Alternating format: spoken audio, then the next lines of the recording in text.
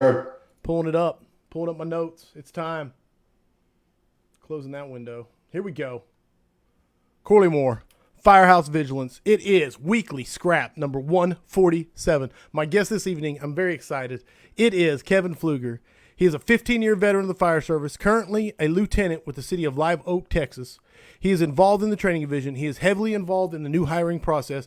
He is in charge of every recruit that is hired that goes through his shift and the Set Up for Success initiative. He is involved in his association. He is heavily involved in MV Fire Rescue. He is part of the first line. He is part of the No Quit Writ.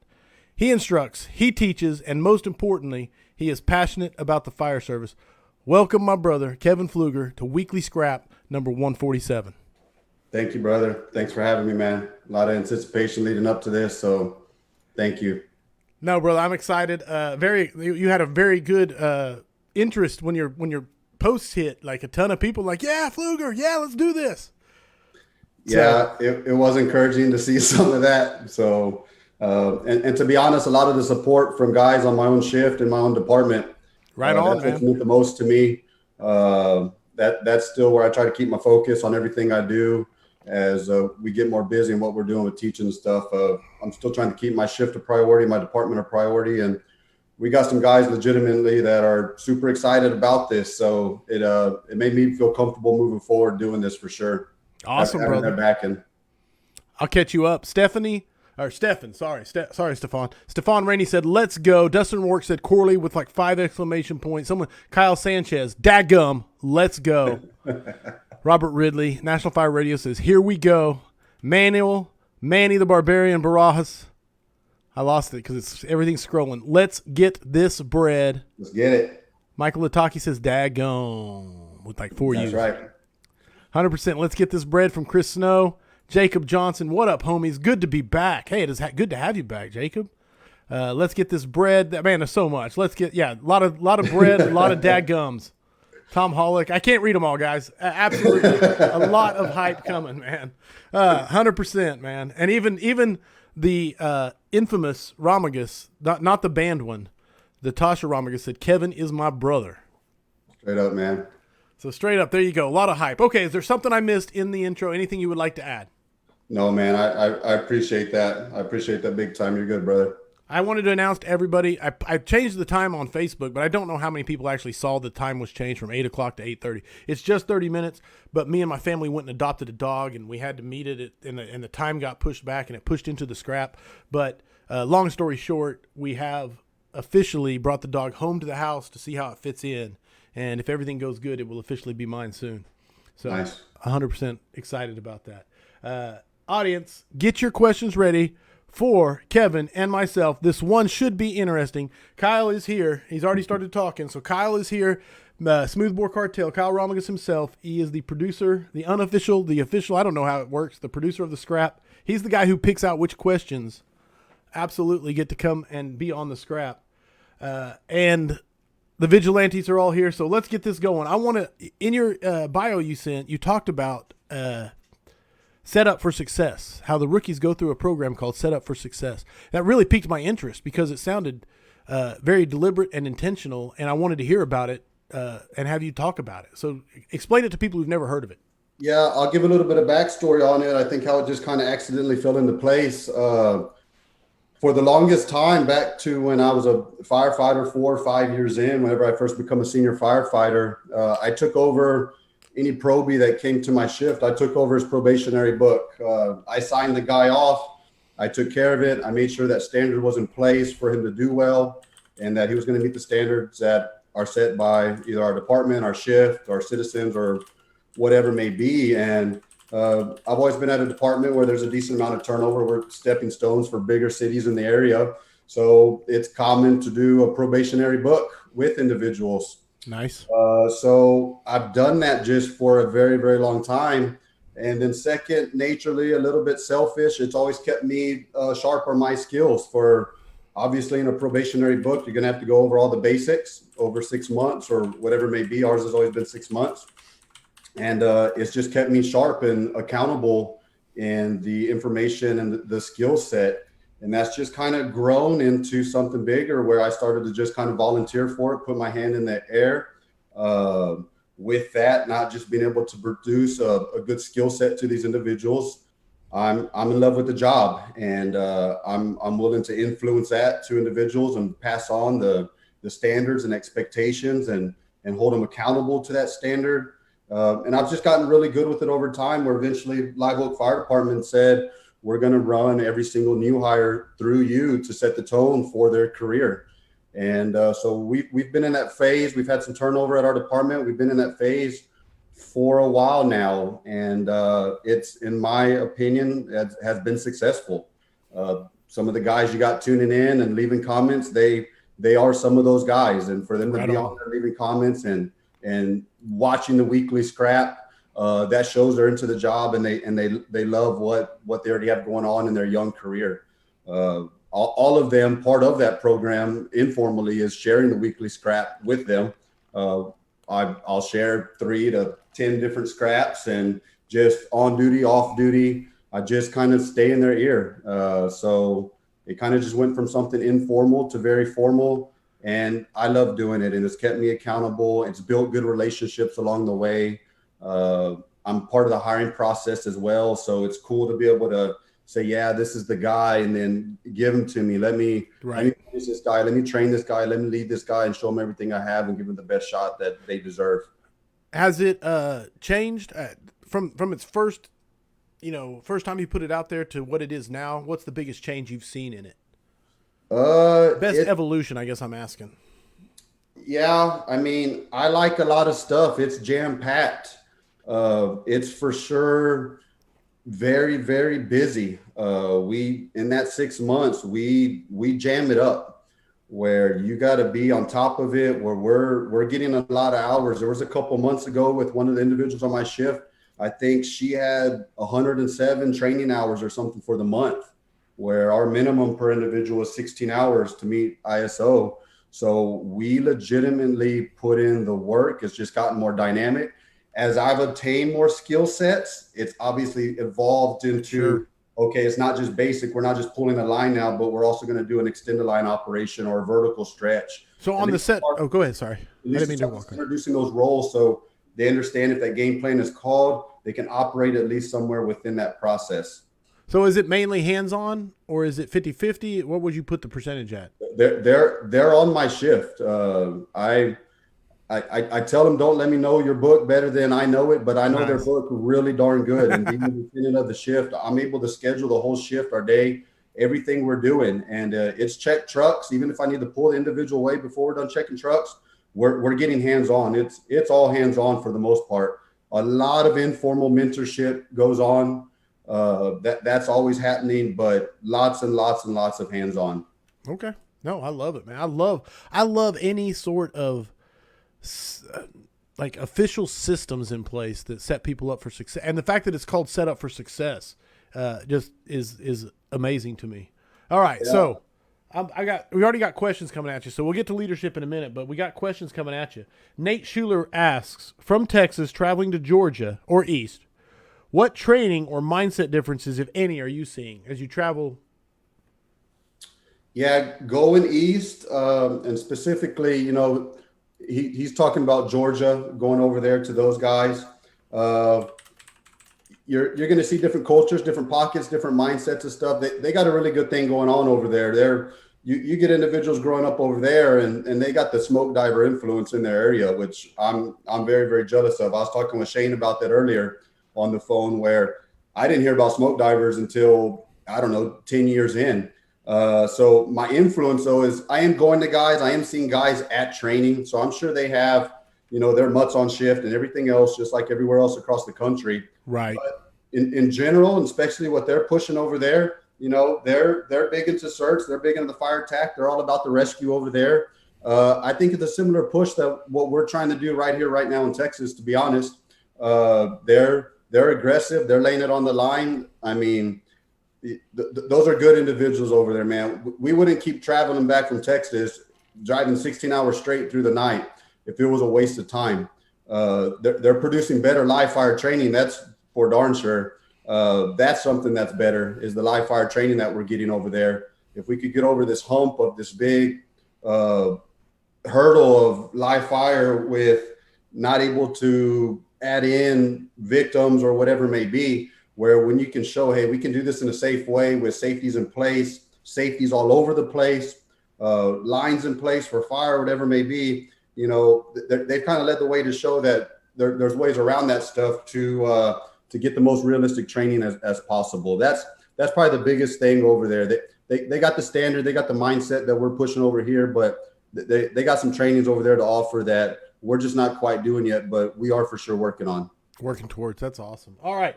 Dust Snowdy asked, where do you find the motivation to go 100% every single day? It just becomes into doing what's right. It's my identity of who I am. I want to be a lieutenant. I want to be a firefighter. Like, that's who I want to be. I have pride in it. And if I'm going to carry that on my shoulder, I'm going to show up and act accordingly. I know sometimes it's not in the norm of what the majority may be, but the standard is set by the citizens of what we're supposed to be, how we're supposed to be acting. And truly, it comes down to the biggest factor to me is life safety involved, and then being an officer responsible for individuals that are beneath me. Life safety, that aspect has just done everything for me, from physical fitness to my training to my mindset and everything else. And probably looking back when I got promoted to a lieutenant, to say now these guys are responsible for me.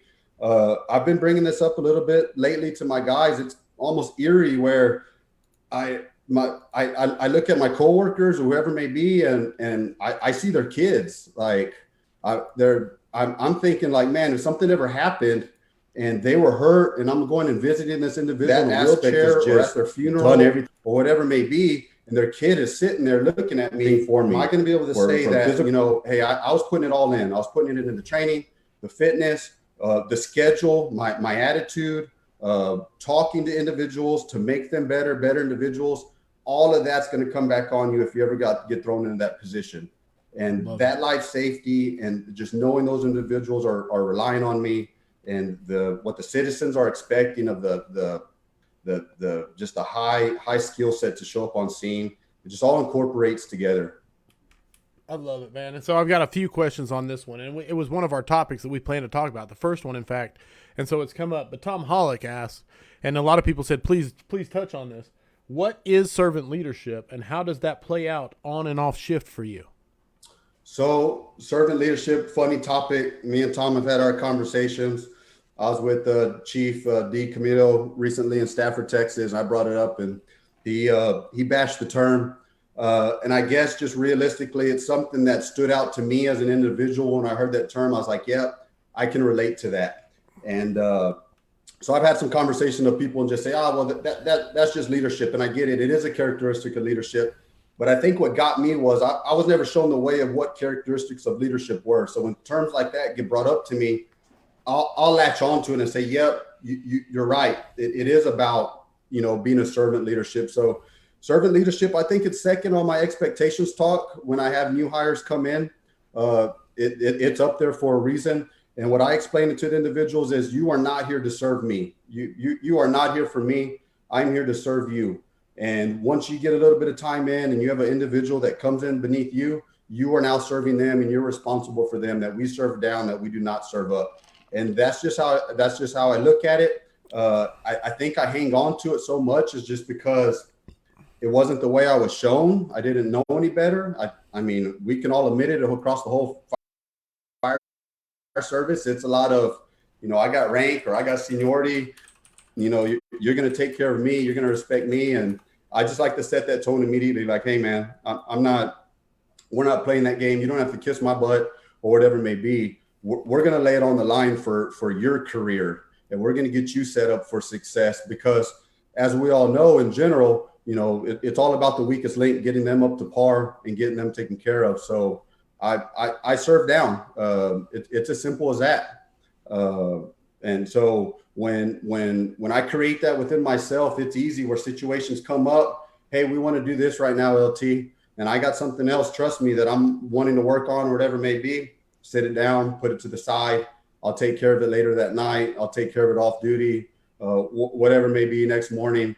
But it's just putting them first, putting my individuals first that are on my shift. No, I like it. I like the answer. What do you say? And this is where I feel like a lot of people disconnect on servant leadership. What do you say when they're like, well, I'm not going to help people put on their socks, or I'm not going to wash their feet. You know, almost making a biblical reference and things like that. How do you answer to that as far as when it comes to servant leadership?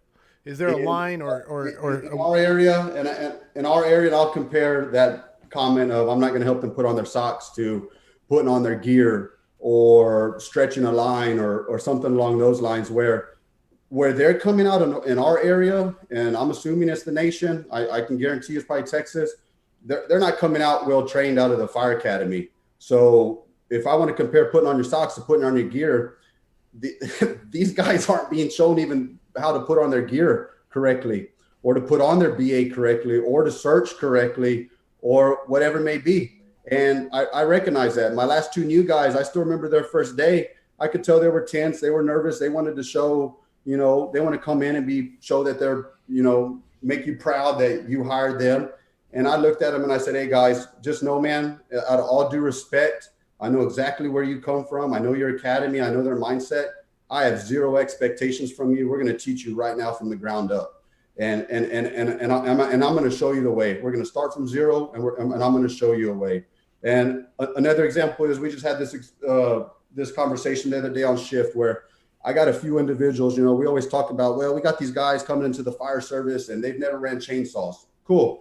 Yep, we got guys that aren't doing drills. We're not doing chainsaws. We're not doing all that. Cool. They're not doing that at home. I trained up one of my individuals, my expectations of how to check that saw, how to run that saw, how to clean that saw, break it down, put it back together.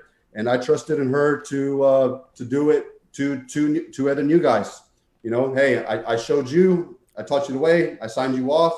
And then boom, next thing you know, I'm going and testing them. She had trained them and they broke it down exactly like I did it. Nice. So it kind of just blew that whole, the cliche comment of, well, they're not doing this and they're coming in and all this crap. Teach them, show them. If you think they're a new hire, your department invested in them, show them the way. At least give them the benefit of the doubt that they're here to learn and they're here ready to obtain all that information. So I will show them how to put on their socks. I'll leave it like that. I will show them if they don't know how, if that's the background they grew up with or whatever it may be. Yeah, I'll show them how to put on their socks and whatever else may be for them. Dude, I love the mindset. I love the mindset. I'm scrolling through. There's so many people. Man, he lives this out. So proud of this man. That came from Tom Hollick. And Caleb Daniel Smith said, in quotes, I serve down. It's as simple as that. Boom.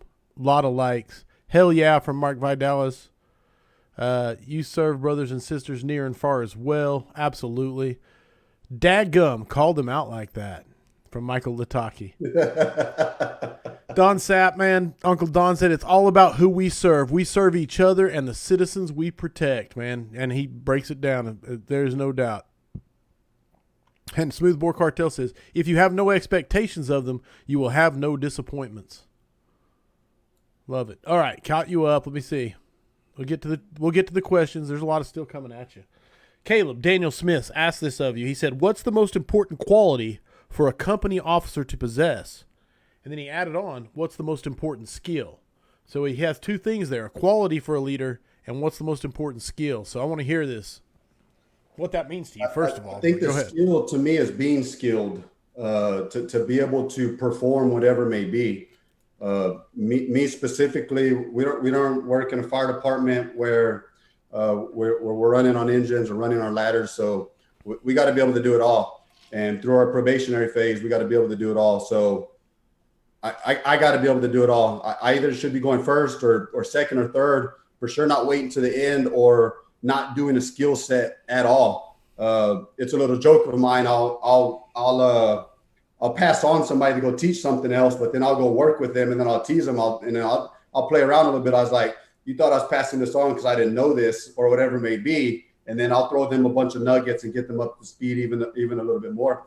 So I think the biggest skill as officer is having all the skills to be able to lead the way. And then that's going to play over to the fire scene where I can always also prove it there in what we're doing. Or if we're going to an actual training, I can actually prove it there that, hey man, I'm down. I got this. Trust in me. I'm not just going to sit here and talk your ear off. Like, I'm going to show you the way. And these ways are going to be all the tip of the spear aspects that are out there right now that everybody's doing. And we're going to be able to do that. Love it, man. What was the other part of his question? The most important, you answered them both. Most important quality, most important skill, and you kind of just wrapped it up there. But you can elaborate in any way, shape, or form. No, just the qualities, just leading by example, man. Walking the walk, talking the talk. I am a talker at times, but I like to put in my work. I love to train, and I love training with my new guys. I push them and create an environment for them to be comfortable to train in, and we go side by side. My biggest deal that I explain to them on day one of anybody I'm training with or anybody that's on my shift, we try to create an environment where we're not afraid to fail.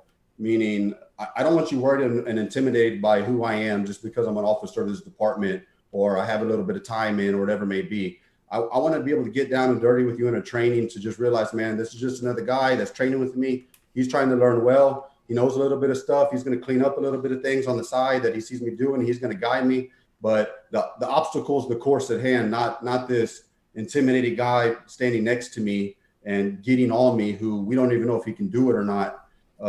That's to me, that's a really, really big quality is presenting that comfort level for them to be happy, to be proud in what they're doing.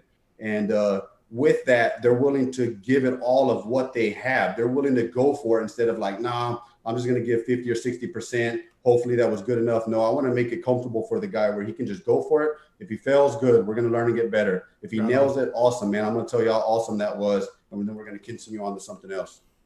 Love it, dude. Matt Bryant wants to know what has been, and we're touching on some of the topics. These questions coming at you are touching on the topics we plan to talk about. So I'm just throwing them at you as the audience throws them at you. But That's fine. As Kyle throws them at me. But Matt Bryant wants to know what has been the most rewarding change you have seen in your corner of the fire service. The most rewarding change I've seen. The most rewarding change in general I've seen is just all of these go-getters that are out there now, just laying it all out on the line. That's the most rewarding to be able to look at Matt Bryan's department, which is right next door to me, and to be looking in the mirror in a sense of what we're trying to do at Live Oak, to be able to look at where Tom's at and to see like, man, these guys over there, they're getting it too. That's been the most rewarding. All this work we're putting in, all this education and skill set we're obtaining. I guess it's come with time now where we're starting to move in to be those guys just out of either people retiring or we're just starting to get a little bit of attention because we're hard chargers where we're making an impact in our area where it's changing the culture. And that's one of my biggest goals, if not my only goal in my life. If I can influence the culture to be helping the citizens of the district I work in when I'm gone. If I'm influencing the culture and that's how they're set and that's what they're doing, and I'm gone 10 years and they're still doing some of the same things that I taught, to me, it's like I'm still there. So that's been very, very, very rewarding is a lot of the work that we're putting in as a group, man. We're seeing change. People are biting off of it. There's a bunch of hungry guys around us that are willing to work with us and move in that same direction of what we're pushing. Talk about that impact and those ripples that you see and all that, man. That's amazing. Leave it better than you found it. From Ethan Lassiter, 100%, man. That's what he's talking about. Christian Zambrano, busting your chops here, said, Kev truly takes care of the public and treats them as if the patient was his family. So that's the nice part. He also ain't lying. He talks too much. Love you, brother. Christian Zambrano, man, he's one of the guys that led me from the bottom. Awesome. He was a firefighter of mine when I was a lieutenant, and there were some things I was ignorant on, and he was a guy that led me from the bottom. Because I feel I created that relationship of, hey, environment not to fail. I'm big into relationships with my individuals. If they have something going on duty, whatever it may be, I want them to be able to talk to me and come to me. There was numerous things. He came and talked to me and, hey, Kev, what do you think about this? I think we should be doing this. And I'd be like, man, you son of a gun, you're right. Let's go that way. And there's still things I do. And I'll just put it out there. I used to watch Sunday football every freaking Sunday, man. And there was a couple times I caught Zambrano out there training. And I was like, this guy, man, he's out there training. This is our Sunday football day. I put it down and I never looked back. And now it doesn't matter to me if it's a Saturday, Sunday, if the city's there, if they're not. You can catch us training on holidays, even if mainly if with all the probationary guys we've had on my shift, we got a schedule that we got to meet. There's really no days off at this point. So Zambrano's a good guy that I'm super, super close to, man. Got to get that bread. It don't matter if football's on, right? That's right. Kyle Ramaga said, Kevin, my brother, what do you think are the most common mistakes people make while training new firefighters on engine company operations, and how do we fix them? I think one of the biggest mistakes is just assuming some of these guys know stuff, especially when they're new. Stuff that they were shown or that they might should have. I'm pretty sure knowing Chief Ramagas from the area, I've investigated the fire academies in his area just as well as the one in my area. And the assumptions of just in general, the broad fire service, assuming these guys of what they may know or what they may do, they're being taught by guys in these academies where there is still an old school cultural mindset of not the tip of the spear type stuff we're doing. So as soon as we can acknowledge, like, man, we got to teach these guys and just show them the way. And I try not to be super disrespectful and tell the guy, hey, everything you learn in the fire academy, don't worry about it. But I'm going to respectfully eventually kind of get to that point. There's a few things, don't get me wrong. But I think the biggest thing is just sometimes, not starting from the bottom with them. I just assume otherwise that, hey, they don't know much for the new guys. And we're going to start from the beginning. And then especially if it's with my department in general, you're going to be learning our way on how we do it. Love it, man. And we'll get into more of it. Absolutely. I've got 2 pages of questions here coming from Kyle. So we got lots that you get to dig into, brother. People are throwing at it. Let's dig. Matt Hauser wants to know, what are some tips for training a new recruit that is not very receptive to constructive correction from day-to-day activities all the way to training for the fire ground? Simple, man. Simple. I'm really big. I've learned it's all about difficult conversations. You set the tone, you set the standard. It could be a little hard if you're just a senior firefighter and you don't have any backing. But if you're an officer and you're training this new guy, you got all the backing in the world. You put in the work with the guy. You document how he's doing good, doing bad. You do evaluations monthly, or if you need to do some counseling and respectfully document it in between those months of evaluations, it's all on you for that new hire. And if you're a firefighter that's helping lead that guy, you need to be on the same page with your officer. Easier said than done sometimes. I do get that, but it's all about how you word things and say things. Like we got to get out of just, I'm not one to beat around the bush. You can be very direct with somebody, but still talking from good intentions that you mean well for them. And it's just staying in the air. I'm a big guy. I ask myself all the time, what's the right thing to do? So when you're having these experiences with this guy and he's giving you a little bit of pushback, just ask yourself, man, what's the right thing to do right now? Should I talk to this guy? Should I let this one go? Should I wait till I calm down? Maybe talk to him the next day about it and say, hey, dude, this is the standards, just so you know where we're at. But a lot of times, man, just ask yourself, what's the right thing to do right now? And usually the answer is clear. It's probably not going to be the easiest option. It's going to be the harder option, but it's going to give you some good, clear direction. And it almost always comes down to expectation and then accountability. And the problem will never get better over time, and you have to address it. Yeah, and setting that expectation is huge. I had a guy young in my career when I was brand new. I'm fortunate I had him. He told me, hey, man, your officers might be telling you're doing good, but that's not the expectation of the fire service. That's not the expectation of the citizens. And luckily it was a guy I knew before I went to him to high school and stuff. So whatever he said, man, I just took it as in stone. But that's something too to make clear. And that guy may not get it at that point when you're explaining that to him. But if you say it enough to him and put it in his ear, at some point he might realize it. Sweet, man. I love this next question. I want to hear your thoughts on it, man. This is from William Van Brimmer. And he asks, should the fire academy focus more on bringing in their experienced firefighters to show more than the book way rather than PTing recruits to death? Or should they extend recruit classes to have real world training? What's your thoughts on more realistic fire academies, basically? Well, I mean, some of those answers are obvious. Obviously, we want them to have realistic training. PT, they need the PT. PT is important to me. So yeah, keep doing the PT. I want to keep that PT going, to be honest. I want a guy in shape that's coming after my family, but keep that PT going. The biggest issue, you got schools, academies there. There's money involved, and obviously they're teaching to the book. And I'm talking about in general. I know what Texas does, but I know what other states that do also. Other states do have it well, where they're using the book from fire engineering, where there are authors of certain chapters that are tip of the spear type guys in the nation that are writing those books, where they are being set off a little bit better. But from what I can tell with the fire academies, it mainly starts at the top. They have to teach to the curriculum.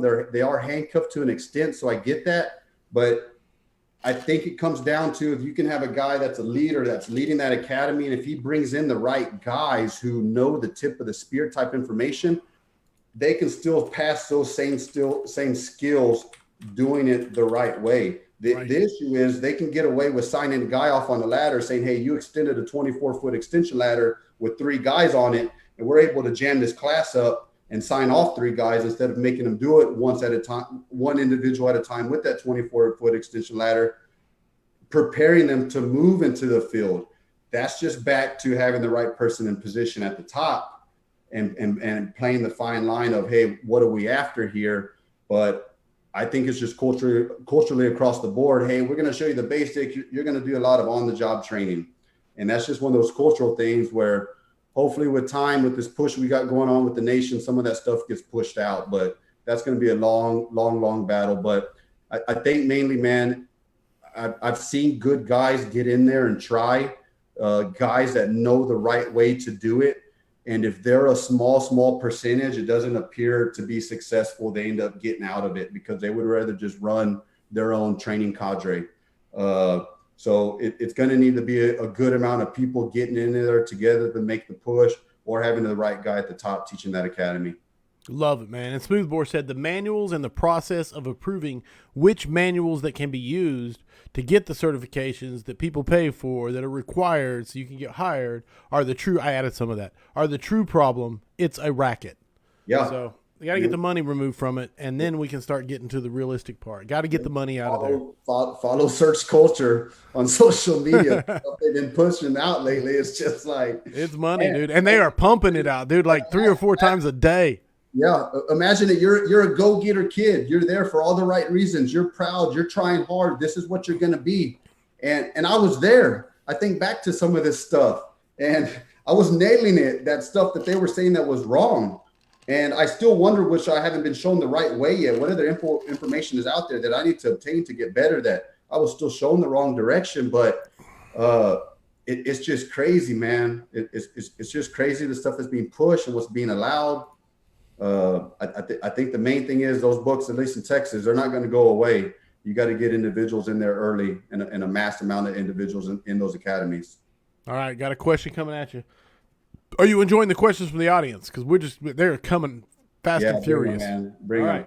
It's the scrap. It's what we do. Yep. Nate Schuler wants to know, Kevin, how do you deal with beating complacency when you're under a senior officer in a double house? So I'm assuming a senior officer is a slug, but how do you deal with that when you want to be a go-getter, but the senior officer, man, not so much? So I'll keep this not personal. But I got some experience in this. Okay. I got some experience in this, not even being an officer under that type officer, but being a firefighter in that role. And you're still responsible for your own actions of who you are. You can still go to the individuals beneath you and say respectfully, like, hey, just know, FYI, like I touched on, there's a higher standard here to be doing things appropriately. Just realize that, without completely throwing your officers under the bus. But what I did as a fireman at one time, and one of these officers is thankful for it to this day, I spoke to the guy with those difficult conversations. I respectfully, professionally in meetings called him out. I said, hey, man, this isn't cutting it. This isn't doing it. This isn't the expectation. This isn't what your guys want. And the light bulb turned on for the guy, and things got better. Obviously, that situation isn't going to be the same for everybody. What you can't do is just lay down and roll over. I go back to asking yourself what the right thing to do is. How can you word things appropriately for your crew to still be responsible for them? Seniority still plays in the game of the fire service. So you can still train those guys beneath you. You can still be in their ear and show them the way to the extent of what you can. What you don't want to do is just roll over and then turn into a mutt as well. And then that individual is gone, and you just created those characteristics within yourself of just hanging out, not doing anything, not caring, or whatever it may be. Where if you are talking to that officer, if you are in his ear, you can at least say, hey, I'm trying my hardest. And you never know, you might change an individual. Even if through conversation, you can come with common ground and agree to meet in the middle. Maybe you get a little bit of what you want. That difficult conversation will be worth it instead of you just trying nothing at all, and then nothing at all happens from it. No, that's powerful. Now I really am curious. How do you? I'm trying to figure out how to ask this question. When you're dealing with someone in authority or a seniority, how do you keep it respectful when you're calling them out, so to speak? Like when you're it's your approach, it's your language, it's how you talk. It's coming from good intentions.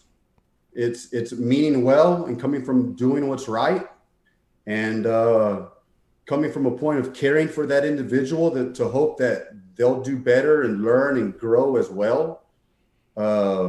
Especially if you've worked with this guy for a while and you've built a relationship with him, coming from a buddy aspect in a sense, through getting used to having a lot of difficult conversations with people, you'll get more comfortable with it, and you'll find a way. And it doesn't always have to be just throw it all out there, but it can just be small little snippets just to start off like, hey man, I don't know, I think we can be doing better here, and just start with small conversation. So there's a lot of ways to kind of manipulate a conversation with questions or statements and approach. But the point is doing it and trying. But as soon as you get heated and you can't control yourself, nobody's going to listen to you. And sometimes it can't be controlled. And you just got to realize you got to shut that down at that point and try again some other time. But it can be done. It can be proven. And it goes back to it's doing the right thing, and be a reflection of yourself. Like, man, picture yourself. How can I go to this individual and make some change with him? What's that going to look like? It's not going to be yelling at the guy. It's not going to be calling him a POS. It's going to be going with him with good intentions and showing up with care in the conversation. It's nice, man. That's gold, brother. And now if I can pull that off is a whole nother question, but that's still the best advice. But if it goes nowhere, it went nowhere. But if you didn't try, it went nowhere. You would have never known. But if you get 10%, you got 10%. If like the guy I'm talking about, he turns it all around. He turns it all around. Where it could have just been, no, I'm not going to do with it. I don't care enough. I'm not going to deal with it. It's like asking the hot girl to dance. You got nothing to lose because you're not dancing with the hot girl. Exactly. Yes.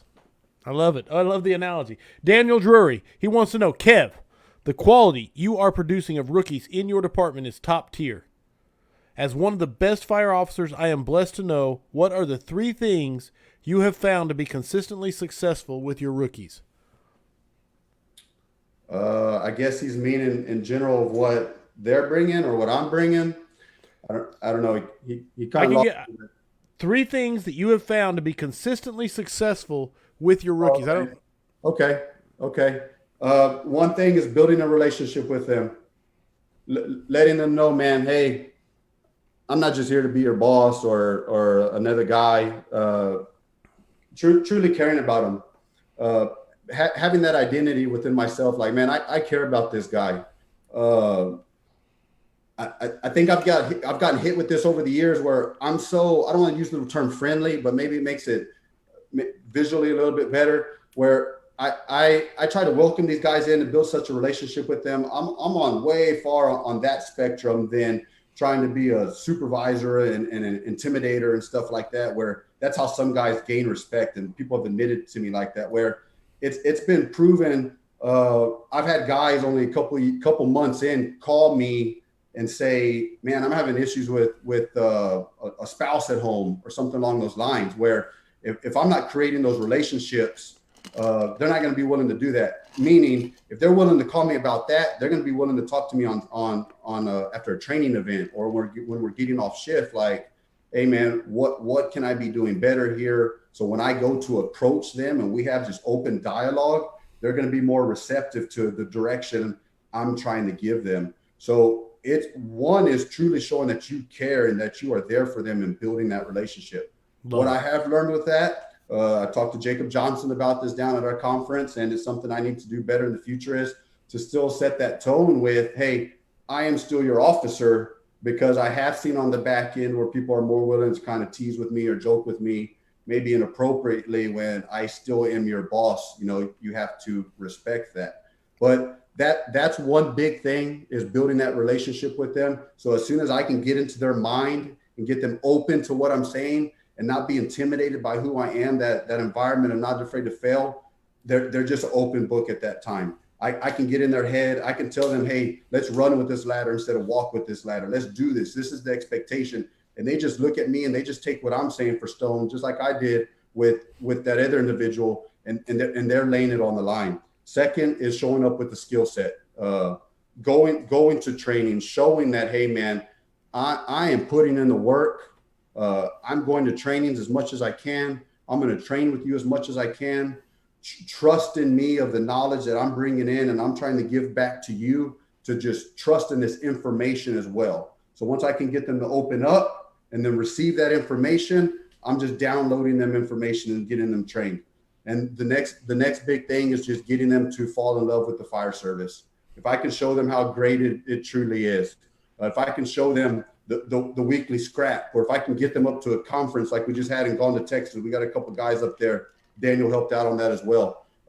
If I can get them to fall in love with the fire service, those are the three biggest things to me, man. Get them to be an open book, start downloading that information, because I have good information to give you, and let them love it, take pride in the job, and they're just going to be a great individual.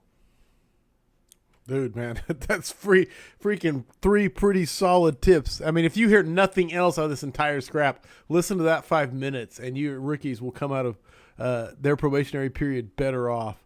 Matt Bryan said, difficult conversations are a skill like any other in the fire service. They need practice. And then he said, this is what Officer 1 and 2 cert should focus on the most. Brother, and I wanted to read that out loud, because I firmly believe that if the certs for Officer 1 and 2 were focused on that, man, the fire service would be a better place tomorrow. Like 100%. Yeah, I don't even know what I learned in Officer 1 or 2 or 3 or 4, to be honest. No, that's the problem. We touched on the problem with certs. Got to separate the money from the certs and get real skills in there. But that's a whole nother scrap. We can go down that rabbit hole.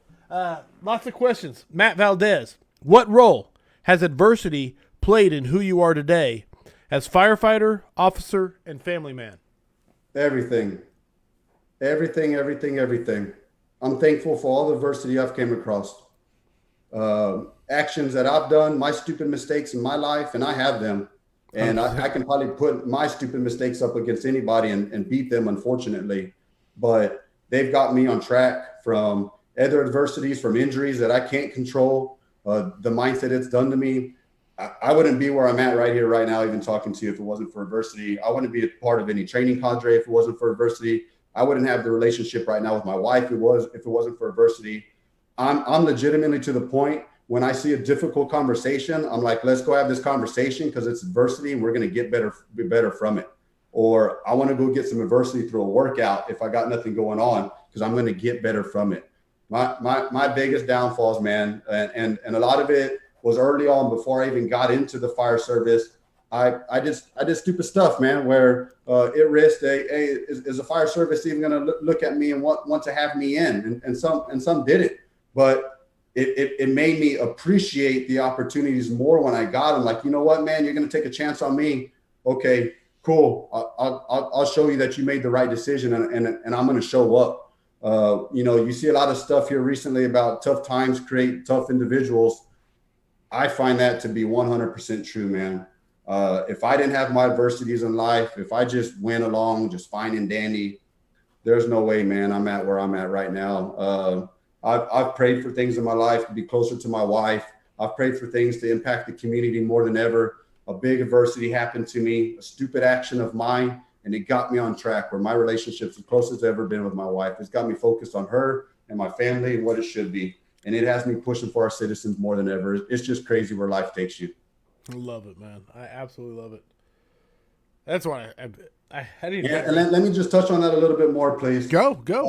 Because I know there's a lot of other individuals out there in the world that they've been through adversities too. And we get put in this deal of, yes, we're firefighters. We need to be doing what's right and everything else. And I get that. But there's a lot of guys who screwed up and they're still in the fire service and they have to be shamed for it or hide it or whatever it may be. But I guarantee you it benefited them some way, somehow as well. You listen to Tim Gleason's a scrap that he did, the adversity he's been through, man. For him to being able to admit some of that stuff, and you can tell the man he's turned into. I just love it. Rick George, what he's willing to admit. I mean, I love it. He says he was a street thug. I'm just curious. I want to sit down with him one day and wonder what he's doing. But now the guy's writing books and influencing the fire service and what he's teaching and doing. That adversity, that mindset, where he came from, put him in those positions. So, we get caught up in societal norms. Oh, you shouldn't act like that, or you shouldn't do that, or you shouldn't be that. Whatever. I'm thankful for my adversity. Yeah, I screwed up. I've owned every single one of them. I've admitted to the people that I didn't admit it to, and I put my hand in there. But I'm not going to lie, man. It's been a sorry route at times, but I'm thankful it happened to me. Then the next adversity that comes to me, I'm ready to take it on.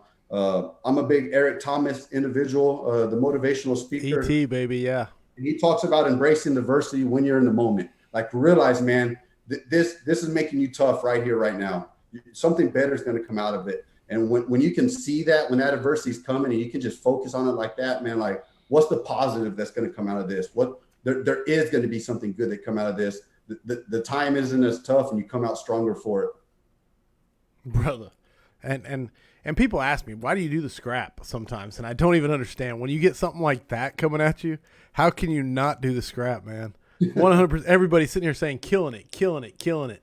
Dude, that's why I do the scrap, is for tirades like that, man. 100%. Thank you. Noah Cassius wants to know, how do you balance fire, family, and faith? What is your experience? So, I've found over time, and I don't know this personally. I know it personally with myself, but I don't know other individuals. I think of the whole family first term as being cliche, and I want to break that. I think it's cliche. Yep, family first. You always hear it thrown out there, man.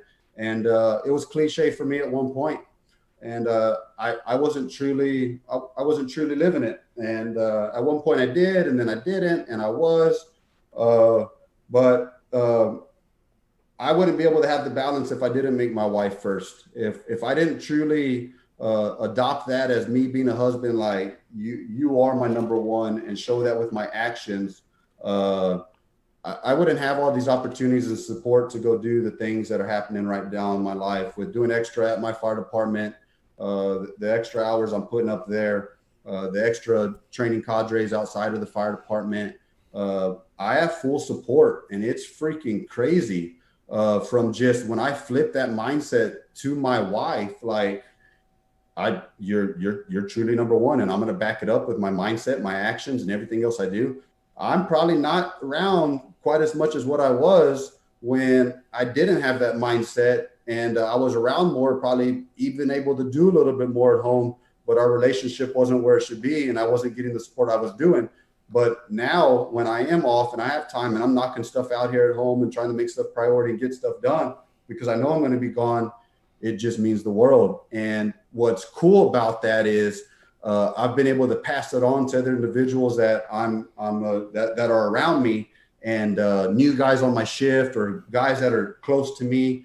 And because I'm always afraid to say it, like, well, what if that's just unique to me? And you got some other guy that's putting in the work and his wife is just, still being hard-headed about it. But I got legitimately successful stories from other individuals who are like, dude, we talked about this.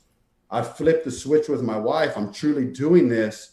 And my relationship has opened up so many opportunities for me and is doing such great things for me.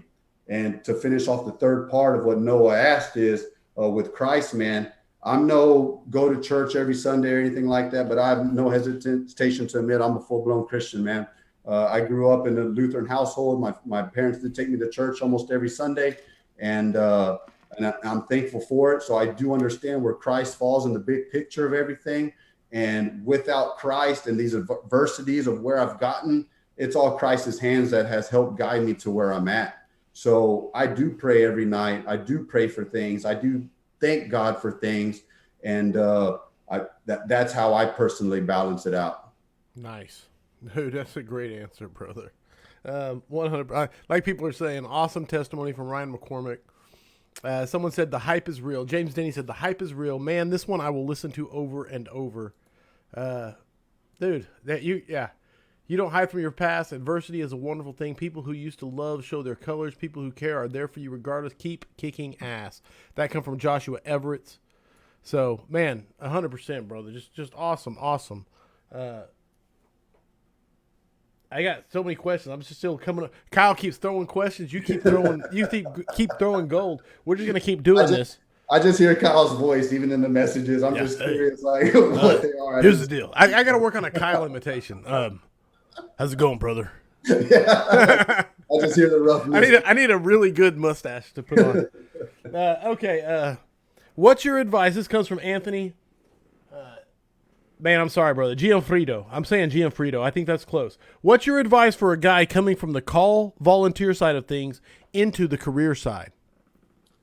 I think that's great. I volunteered a couple years before I got into it, and I think it's great, man. I wish the paid side had some of the characteristics of the volunteer side. I think when you talk about a fire department coming together as a family and stuff, the volunteer reflects that the best because it is families showing up for these nightly meetings or these fundraiser barbecues. The kids are showing up and everything else. And they have a lot of better family aspect to that. If anything, man, bring those characteristics with you. Lead by example on some of that stuff to try to promote that a little bit better. And it depends where you're at. There's some top-notch volunteers in the nation where they got nicer fire stations and paid places. But where I volunteered at, we were just running out of a barn with some old engines, some old fire hose, and it helped me nothing but appreciate what I have. So the standard doesn't change for that individual. It doesn't matter if there was a fire in a volunteer district or a paid district. That family sitting at home, sitting outside, and their son or daughter's up in that window. The standard doesn't change. So if I was that individual, I would continue to volunteer and do the paid side and maybe pass on some of those standards, because sometimes those standards on the paid side are a little bit higher, and you can pass that to that volunteer side, but bring some of those characteristics from the volunteer side to the paid side of making it a bigger family. Love it. Dude, sorry, Kyle got me cracking up because he said, you make me sound like Hulk Hogan, laughing my ass off. I wasn't going for Hulk. I was going for Kyle. I'll work on my Kyle, okay? That's my first attempt. I'd never worked on it before. Now I'm going to have to hear some Hulk Hogan phrases from him. No doubt. To truly compare. It's been too long. I love this question. It's coming from Snouty. Yeah. Every generation has its downfalls. We are correcting the downfalls of the past generations to improve the service. What do you anticipate is our generation's downfall?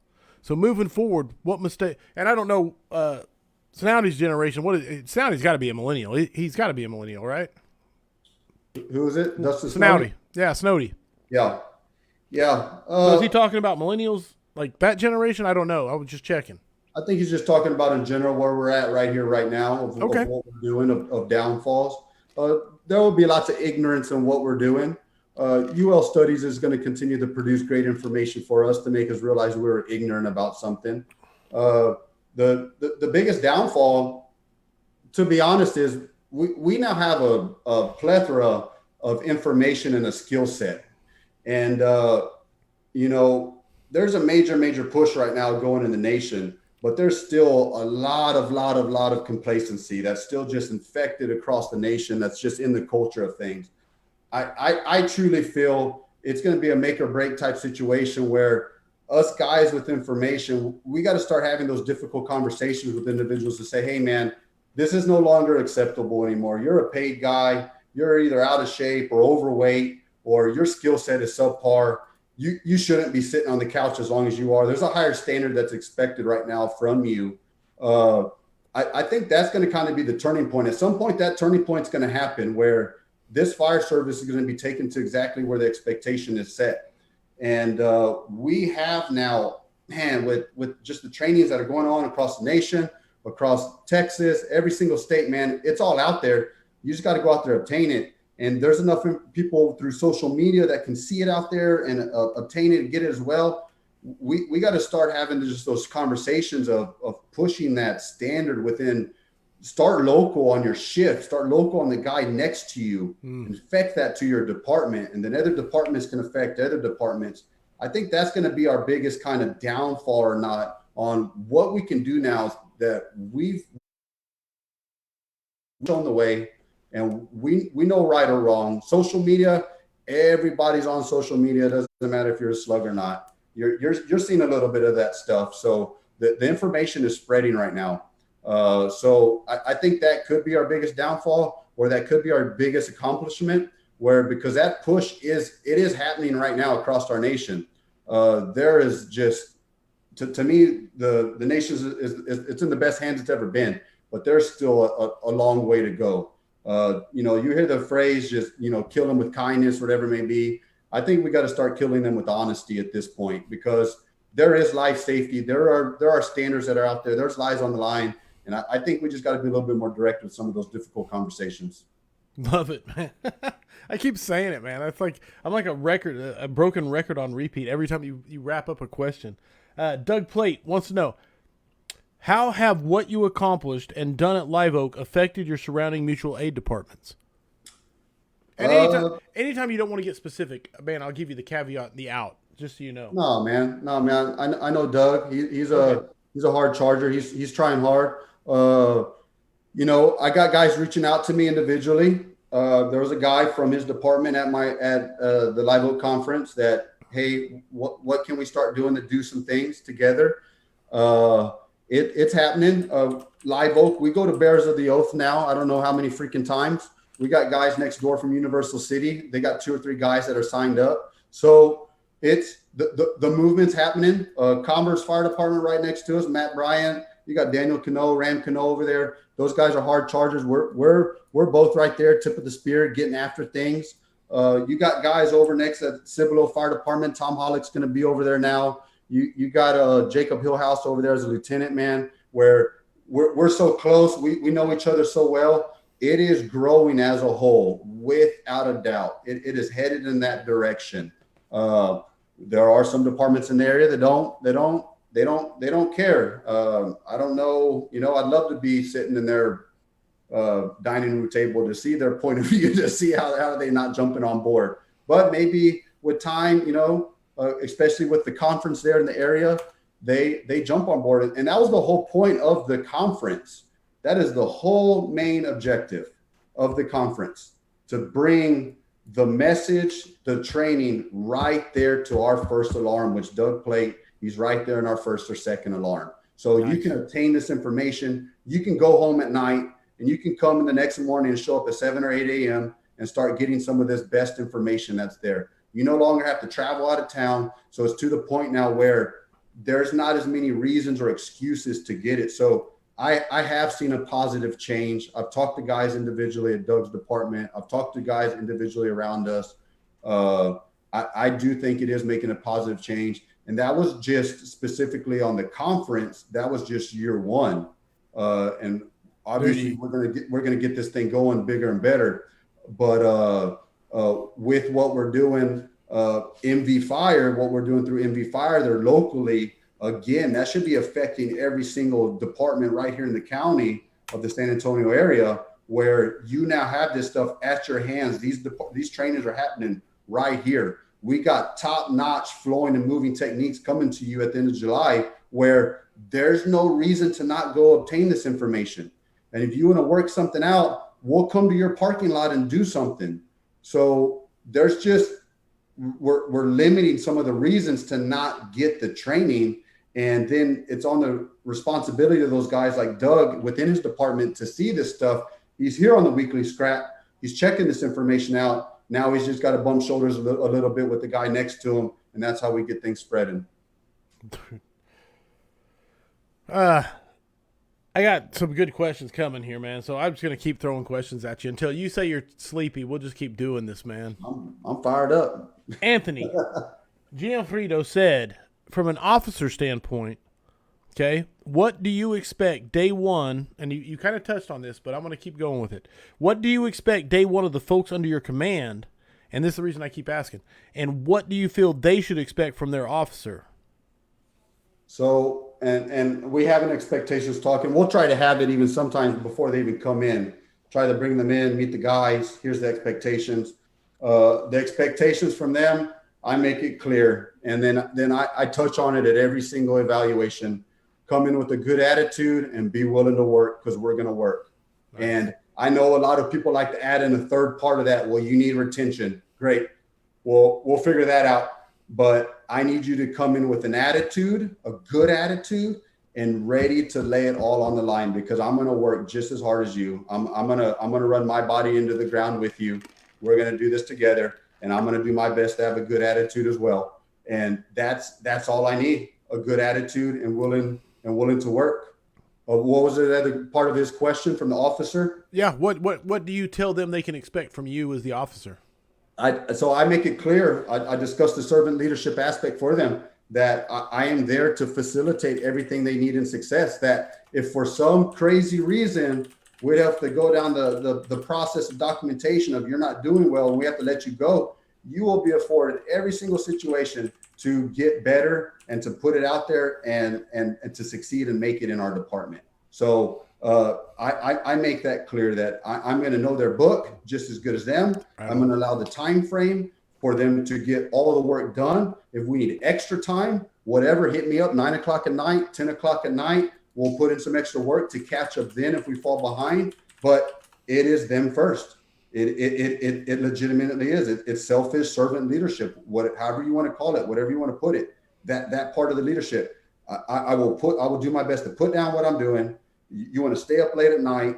Don't worry. I'm going to sleep my first day off, for a few hours anyway. So we'll put it on the line. We'll play catch up if we have to. I don't care if you even struggle a little bit. Show up with a good attitude, a good work ethic, and we can work through those struggles and still get you to where you need to be. Love it, brother. 100%, man. What a great answer. I want to say this. Taylor McLaughlin's in the scrap, and he said all those tins. Talking about my unbelievably kick-ass collection of tins, which I'm a huge fan of. Yeah, I'm jealous. And 100%, there's no monetary support between. This is not an ad, but this one right here, I love it. The artwork on this is great. I'm waiting to see it pop up here so I can make sure. Nice. Going to Texas. Yeah. I wish I'd have thought of this before. Like when I came to South Texas Professional, I wish I'd have thought of this. And when I went to Legacy, I wish I'd have thought of it, because I had a tin there even. You know what I'm saying? But I got, look at this. Everybody, nice. Dude, everybody that was there signed it. Is that not awesome, man? Like from Mo Davis, Michael Dugan, Mike Galliano, Jeremy Daunch. I'm saying all the names. Clyde Gordon. Everybody signed it. So it's going in the collection, but it's like irrepeatable memory. You know what I'm saying? So what I'm doing from now on is I'm going to have Taylor make me a tin for every conference I go to, and I'm going to get everybody to sign it. So I'm going to have these forever, man. It's going to be I was actually thinking about it today. I was like, man, that Live Oak conference we did was just kind of a kickoff to get things rolling. I did talk to Taylor at FDIC, and he donated a lot of items for our raffle. And typical Taylor, I was like, hey, man, I might be hitting you up again. And he was like, you better.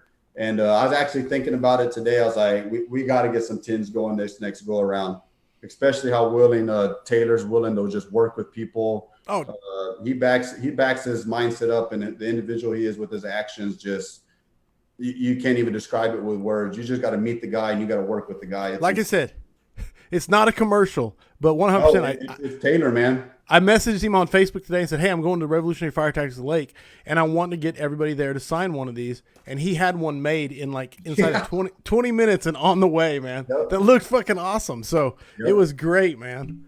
So anyway, I'm doing it from now on. I mean, it's going to do nothing but grow. Okay. That was a complete off topic. Tom Hollick, what about training? How does it feel to step outside of the comfort zone? Specifically, now, when so many opportunities are being presented, how do you deal with the requests? What is your favorite skill set to teach? Now, here's the deal. I'm going to throw this at you, but both of my are empty. So you get the scrap to yourself while I go get a refill. You good with that? I'm glad it was a long question because I was afraid you were going to do this. I'm going to be like, man, I don't have nothing to say. You're going to be gone. And I'm just going to. I'll be back in like inside of 2.5 minutes tops. Silence. It's all yours. Talk about your favorite skill to teach. So my favorite skill to teach, my go-to is engine ops, without a doubt. I do like teaching everything. We have to be trained for everything at Live Oak Fire Department because we don't run with the truck or just the engine. We got to be able to force doors, throw ladders, vertical vent. We got to be able to do everything. But my go-to, without a doubt, is the engine ops. I had my light bulb turned on a long time ago through nozzle forward with flowing and moving and the engine ops and then the UL studies. And it was just one of those things where I was ignorant and I didn't know any better. And from there, I was like, well, shoot, this is our job. This is what we got to be doing. So I've just been full speed into, hey, we're firefighters. We put fire out. I better be darn good with this nozzle and this hose on what to do. So that was kind of just accidental, just second nature, how I worked into the engine ops aspects and just loving it. And that's obviously, as the guys around me know, that's my go-to deal. Flowing and moving, hose deployments. I love the pump ops. That's what I love to do. I think the other part of the question, well, before that though, I legitimately do love everything else. It may not be my go-to and my biggest comfort zone, but I do help Tom with the No Quit Rick cadre. I'm very fortunate to be with that.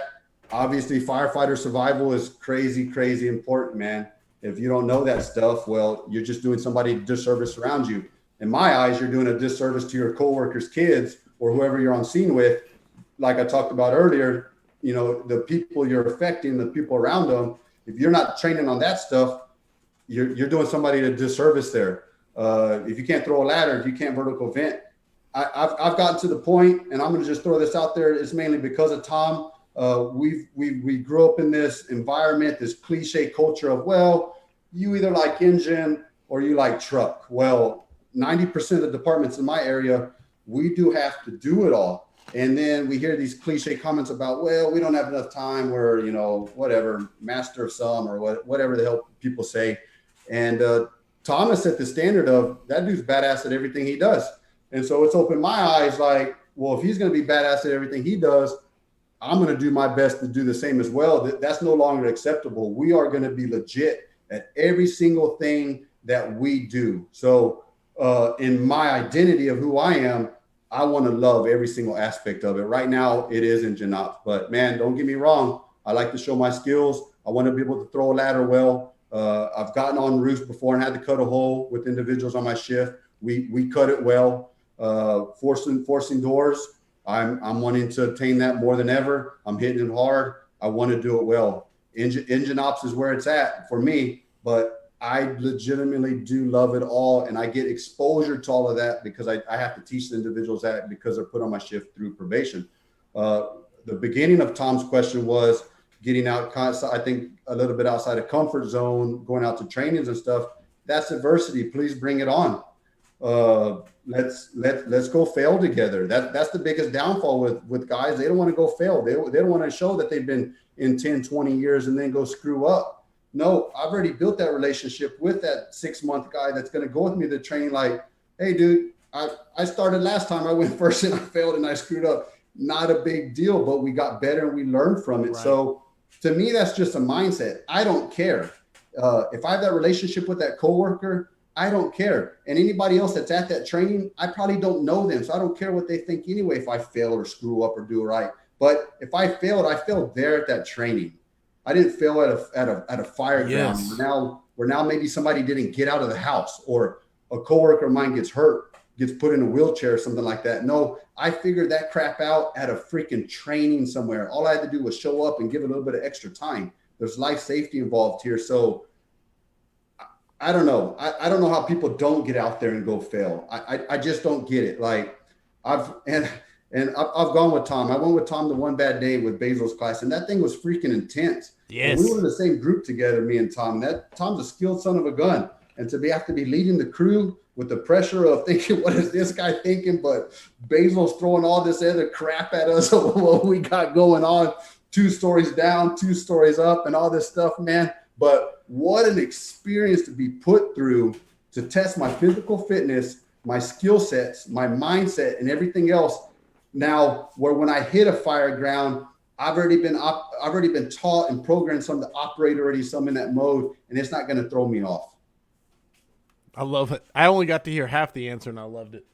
So, and I especially love the fact of, like, the majority of the American Fire Service has to be skilled at everything because they don't know what they're showing up on. They're either cross-staffing a rig or they're jumping on the rig that's available when they show up when the beeper goes off. You know? And it's just cliche engine or truck stuff. I mean, don't get me wrong. I love busting the chops of truckies and saying they eat crayons. They eat crayons and, you know, they color outside the lines, etc. But, I mean, truthfully, we don't have truckies where I work. You know, we're all truckies that ride quints and engines and tringions. Yeah, no, and we're fortunate enough. I'm the engine guy at our fire department. Captain Chris Everett, he's our truck guy. I'm lucky enough because I'm involved with our training division to assist him in anything he does with the department. And I like to go assist. I like to go teach. But there's some selfishness to it where I need to get better. I need to fix my mindset on that side of the world because I am an officer. I'm going to be calling that game plan to go do something, or I'm going to be sent to a roof, or I am going to be searching. Well, shoot, we're freaking searching. We're searching for victims. Like, it's pretty darn important to be able to do that appropriately. I can't always care about just stretching the line and flowing and moving. I better be able to search a room just as good as anybody else. And Captain Everett's my guy that I lean on in that, where he's able to be open-minded with me and lead the way. And that guy shows a great example within our department. That is, yeah. There's so many comments. I want to read this one to you, though. There's a lot of comments, okay? So when you get done, go back and read them at your leisure when you feel like it, because there's a lot of comments on your answers. But this one comes from Smoothbore Cartel himself. He says, top 5 scraps of all time. And that's a pretty healthy compliment. But not only that, there's like, I don't know, like 14 or so likes and hearts and everything else on it. Dude, you're crushing it. So just 100%. Question coming from Kyle Romagus. Thanks, Chief Romagus. It means the world to me, brother. The next question's coming at you from him, and he says, you got to think about the answer, okay? And you probably don't, but I'm still just teeing this up when I'm teasing you with this one. Camilla or hip grip, and why? But that's not it. Remember how big and scary Manny the Barbarian is before you answer. I'm going to protect Chief Romagus because I'm not going to do things to put stuff out there in the world. So I'm going to respect the guy because I respect him, and I don't want to screw up Manny and Tom either, but they know exactly what I'm talking about. But I'm going to leave it at that. I respect exactly what Chief Romagus does. We actually had a conversation. I think you saw we're going to be going up to the First In Conference. Yes, excited. Where you're going to be at in November. And there's a portion where we're going to have I think it's just a 3-hour portion maybe. And we're going to be expected to teach guys to flow and move. And the Camella is the way to go with that. Tom and Manny, they tripped out. In text message yesterday, I said, hey, dude, in this track, we might just teach the Camella. And they, you know, we're all joking. We're all little kids and stuff. You know how we all screw around with each other in fire service. But I support that 100% if that's what's best in that time frame to be able to teach somebody to flow and move, because that's going to be the most effective when they go back to their fire station. And if they get put in a situation, we were the most effective with their time. I do think in the big picture, and other people will as well, and what they're willing to admit, I don't know. But the hip grip, you're able to be a little bit more technical with it. You are able to put water around 360 completely with at ease in a sense. So I am a hip grip guy. Back to I'm involved with everybody at Live Oak. I'm all about learning the Camella though, because I do realize that there's 2 different body types and mind thought processes in general and stuff, where a camella or hip grip might work better for somebody else than another person. So I am doing my best. I took Chief Ramagus's class at the Legacy Conference for a reason, to be able to teach my guys, like, hey, this is a way also. There's nothing wrong. There's such a small, minute difference between the two. And it depends what your nozzle package is as well, how much nozzle reaction you have. For sure, there's a lot of people, they can do a camella push a lot better than with the hip grip. That's them, not me. I can still push it just fine with the hip grip. Rico Torres, watch some of his videos. He pushes it like no other. You hear about Jonathan Brumley, what he's doing. I can't wait to see that guy. Supposedly he's 150 pounds doing a 2.5. Dude, he treats a 2.5 like a little baby, man. So it's great hearing guys like him. It's not about size and stuff like that. It's a lot of technique involved, which I love it. It means putting the work to this stuff. Don't just pick it up and try it every now and then. I tell my guys, you watch me in between breaks. I'm going to go pick up that line and I'm going to do something, because I still need my reps too. I still need to get better as well. But in the big picture, if I had to choose one, I do think it's the hip grip, because of where you can just put water around you a little bit better.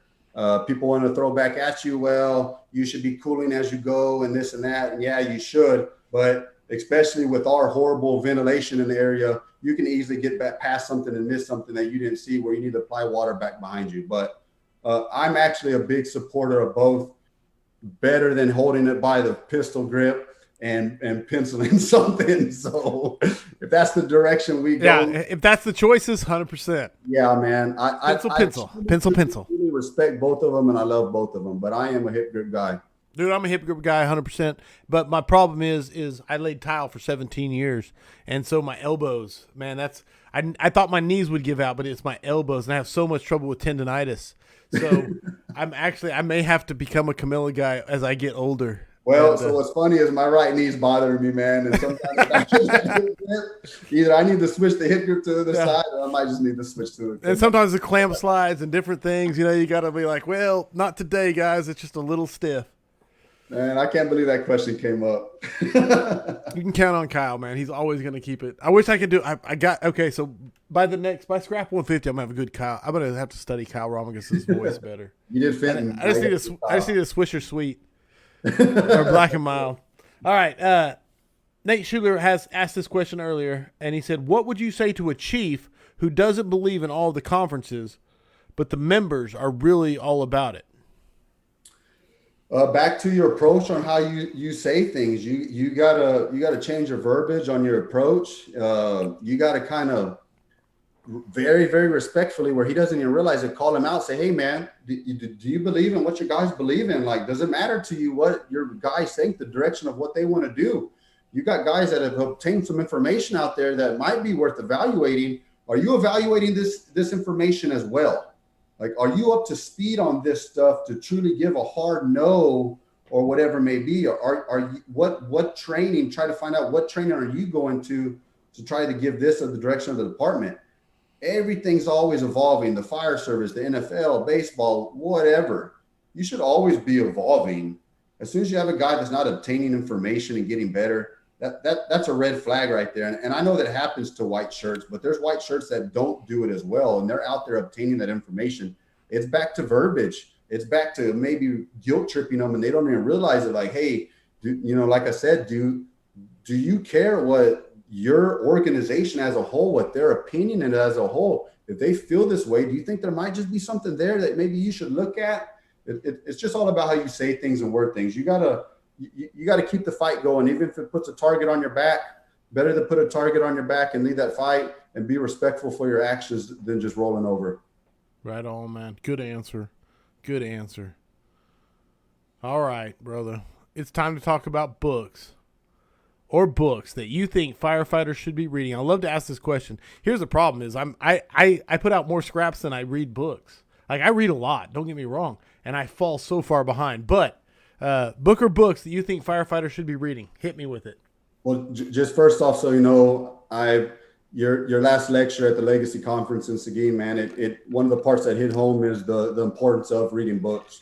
You talked about the 2 or 3 years ago how you really started digging into it and what it's done for you as an individual in your career, and that hit home with me. that got me back on books. I've read a book here and there over the years, and they have been very influential of who I am and what I do. But it has me reading a book right now, and I'm very thankful for it. So just realize that part did hit home with me specifically.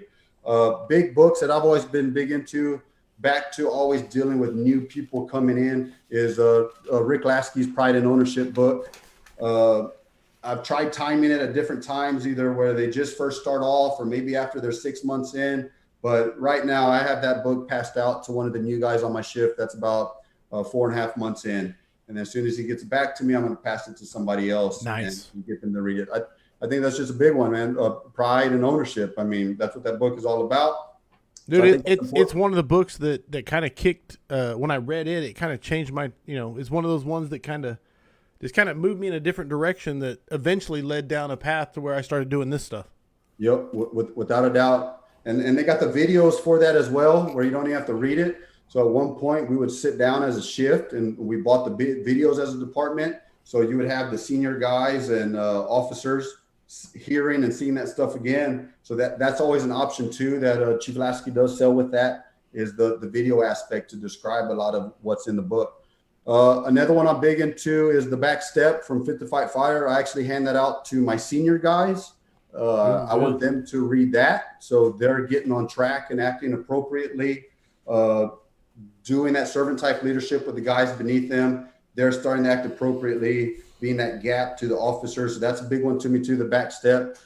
One that hit big, I actually heard it on a podcast a long time ago, and I bought the book, was Developing Firefighter Resiliency with Rick George. Rick George and his buddies, yes. And Dave Gillespie, I think is how you say it. That teaches you how to teach people as an instructor. It doesn't matter if you're a senior fireman or an officer, the crawl, walk, run aspect, and how you shouldn't be, back to how I mentioned earlier, how you shouldn't be the adversity in a skill set. Like you should be the coach or the mentor, the facilitator. The skill set itself should be what that adversity is to that individual. So they just give a lot of really, really good guidance in that for individuals. Personally, a big impact for me was 5 Levels of Leadership by John Maxwell. I'm a big influence guy.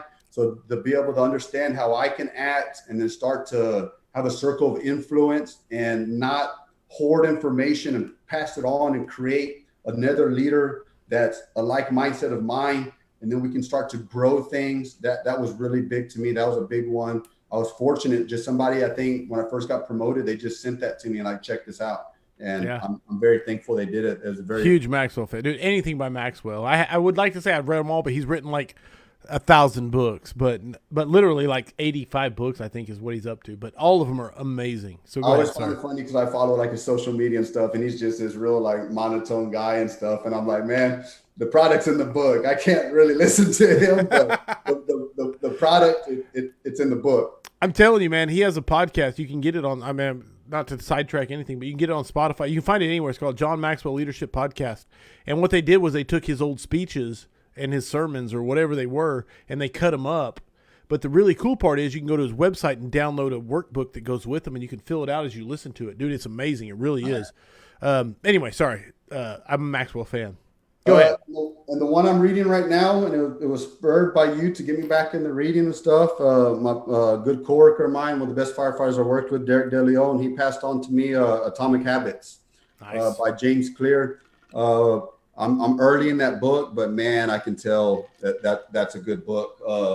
And he actually got that. Basil mentioned that in, I think, One Bad Day to read that book, and that's where he got it from. So just guys are writing this stuff down. So I want people to understand that people are listening to y'all that list all these books out there. But Atomic Habits for me has already identified things that I felt like I was maybe already operating in or whatever it may be, but they've just put more of a finger on it and an identifier to what I'm doing and what I'm saying to just give me clear direction. So I'm really excited about where it takes me. I was already operating in the process of what Atomic Habits is about. And it's all about just waking up, being responsible for your actions, and not just trying to do something, but letting that reflect your identity. Back to my wife, if I wanted to say I am a legit husband, that's who I am. I believe in it, and that's what I do it. So when something comes up, I got to make a decision. Do I do this or do I do that? well, shoot, of course I'm going to do this because I'm a good husband, not, well, I'm going to try harder. I'm going to do my best to do better at this. Right No, on, right on. be this of who you are, and then your actions will follow in line, and then Identity. long-term goals will get taken care of. I And love that. through the Eric Thomas stuff, he's all about the process, getting up and working and grinding and stuff like that. And that's what that book talks about a lot already. So I see some things I'm already doing, but I see it for sure just sharpening me up. And to be honest, I'm excited, man. If I can clear up even more and be more strict with my habits on the daily process of what I'm doing, on the opportunities it opens up to me.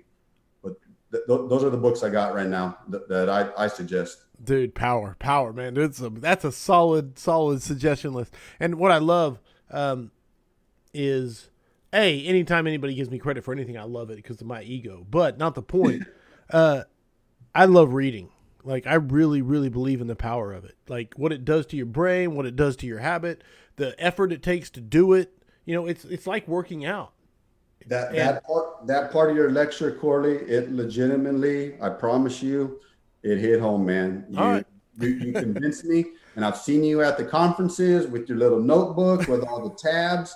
I've listened to your podcast with National Fire Radio, where you really dig into a lot of that stuff, man.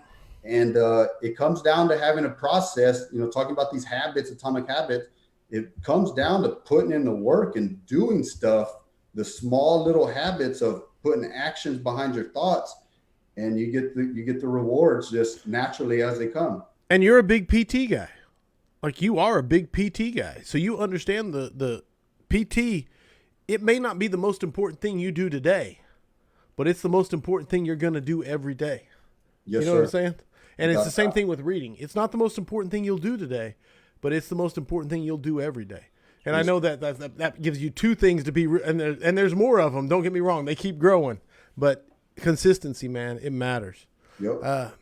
Yeah, reading is a mental workout. All right, yeah. Someone, Andrew McGinn said, "When are you writing a book?" Dude, it's been powerful, man. I'm telling you right now. People that know me, I don't use big words. I'm not the most. Yeah, you don't need big words, dude. You just need that passion. I promise you. All right, we have a thing. I know you know what it is. It's called the 5 Questions for Firefighters. Now officially, we're like almost 50 in on the next 5 questions. So, my friend Kevin Pfluger, are you ready for the next 5 questions for firefighters? Let's get it. You know how it works. Answers are completely your opinion. Points are arbitrary, but yeah, they're assigned by me. Number 1, what single characteristic makes the difference between a run-of-the-mill firefighter and the top-tier, go-to, badass firefighter? I truly think it comes down to pride. Not just pride in your individual as being a firefighter, but pride of who you are and what you reflect. If you truly have pride in what you are, that's going to take care of the rest. That's going to take care of you as being a husband, a father, a son, and it's going to take care of you being a firefighter. If you have pride in the product of what you're putting out, you're going to be a badass dude. That's how I see it. It just, if people that, to me, when they're doing 50%, or they're not choosing to do the right thing, they're going to go choose to sit in the AC instead of getting out in the heat and train or whatever it may be. Just, to me, they don't have no pride in what they're doing. Guys that truly carry pride in who they are, what they reflect, pride in their name as an individual growing up, pride in their actions and the outcomes of what comes out around them, pride in their friendships.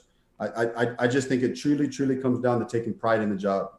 Oh, I love it. And pride in the traditions, pride in the profession, pride in those who've come before you, pride in your mother and father that raised you if you were lucky enough to have both.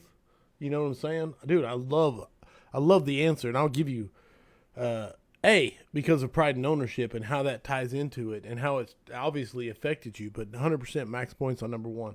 Number 2, if you could go back in time and give yourself one piece of advice as a rookie, what would it be? I think looking back, the biggest thing that I wish, and it was almost an ignorance type thing.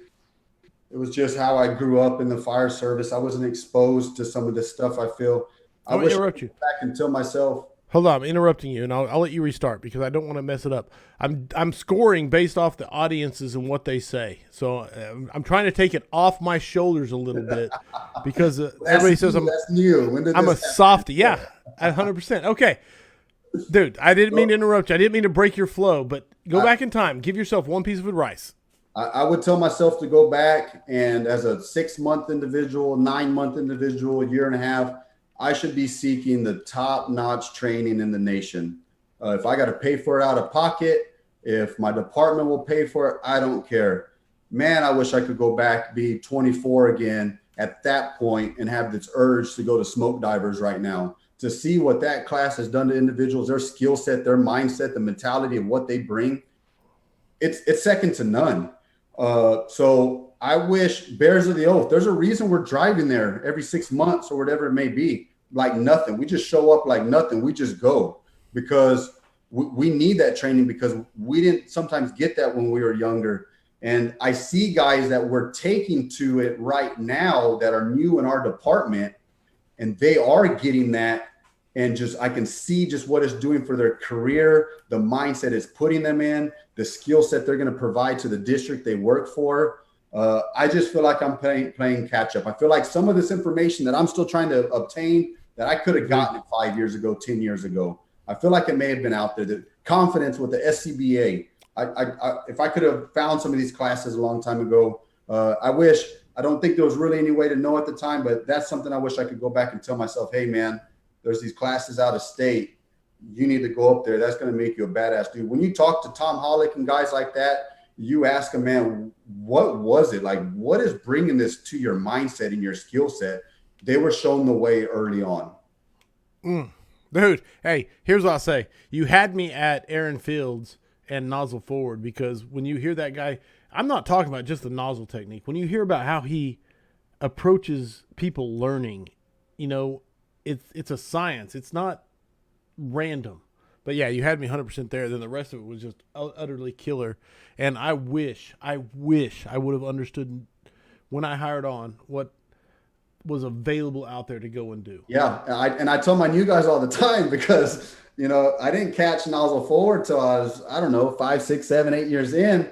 And they're getting it like we automatically install at Live Oak flowing and moving techniques. It is mandatory that we're going to send you to nozzle forward at your next step, and you will learn all of these skill sets. We have it broken down to the three separate sessions where they get this stuff now, and they know they don't know as much as how jealous I truly am, but I throw little snippets out like I'm jealous of y'all right now.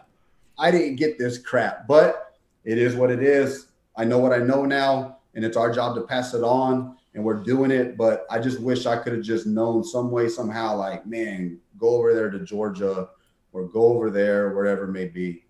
I'm glad I interrupted you because this is the easiest max points I've ever given anybody because the audience absolutely said max points like over and over there. Number 3, what is your favorite training drill? I just like the basics. We've gotten away a little bit of it because we've been just so overloaded with.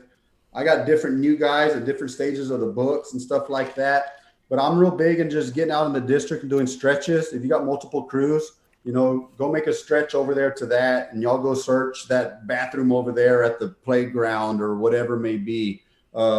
Making it a full blown. We're going on air. We're bunking out a drill out of nowhere. I have gotten away from it, but those are my favorite ones to do. Just to drop something on somebody. More of a test, I guess, in a sense, to be honest.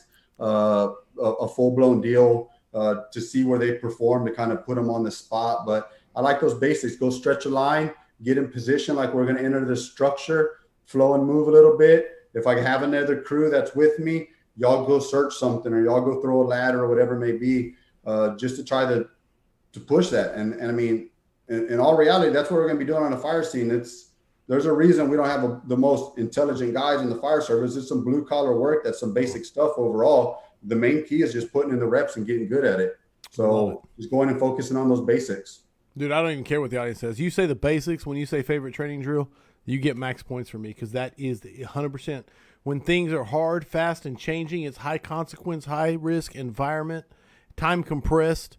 man, you take the basics off the table through repetition and training, Yep. 100% set you up for success. Yep. So, Yeah, I think dude, it was somebody else that just said recently, man, 90% of what we're going to be facing, 95% is going to be the basics. So if we're super confident moving into that, like, okay, cool. Well, we are also training on RIT. We are also training on Maydays. We are also training on some of this unique stuff, but we got the basics taken care of. So yeah, you're not worried about them. When the atypical event hits, you're not worried about the basics.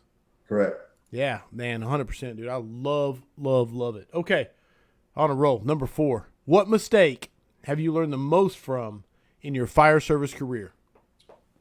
I think the biggest mistake, and that's why I'm big into the difficult conversations, is not having those difficult conversations. I was a newly promoted officer at one point. We had a guy wrecking shift. I had those good relationships with the other firefighters where they were letting me know, like, hey, man, this guy's screwing stuff up. And he was a senior firefighter. And I was a lieutenant, so I did have a captain to work with at the time. And we just let this thing linger. Mm-hmm. And finally, I put my foot down a little bit more, like, man, we have to talk to this guy. And it had gotten bad. I mean, we're talking 3, 4, 5, 6 months, if not longer, where we were just letting this crap linger. And we had, to me, the best shift with a bunch of good guys, beside how this one individual's working. And man, I only know my point of view. I don't know their point of view, but man, I'm still embarrassed to this day that I let those guys down, that I let that crap go as long as what I let it go. But what it did teach me now, when I do have those situations with individuals where they're acting a little funky or they need some guidance, where I can reflect to that, I've made that mistake, and just talk to them, just let them know, hey man, yeah, we're friends, whatever it may be, but this isn't going to fly here. Get back in the lane a little bit more. And to me, that's huge, is just talking to people, having those expectations and getting them that guidance. And I screwed up at one point, and we went too long without talking to anybody. And the guy was very, very, very good at manipulating some things on shift and getting the firefighters against the officers and all kinds of crap, man. And I was informed about it, and it just went on and on and on. And it was a major mistake. Dude, this is what I love, man, because you answered a lot of questions about how do you deal with this? How do you deal with that? What about rookies? What about chiefs? And you answered a lot of questions, training, and standards.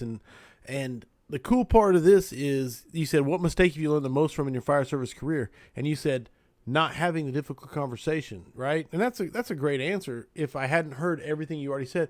But everything you already said was about, man, you got to have the difficult conversation.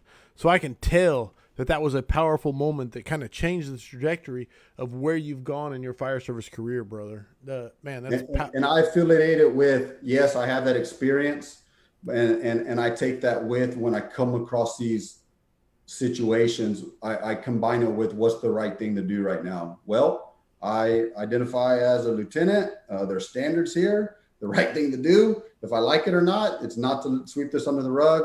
Go talk to this individual. Make it better. And as you get used to talking to them and doing it and learning how to approach it appropriately, talk respectfully. Don't get me wrong. I guarantee you I screw up with my approach and words at times, but it is truly, truly important to me. And I have been effective with words in my approach as well.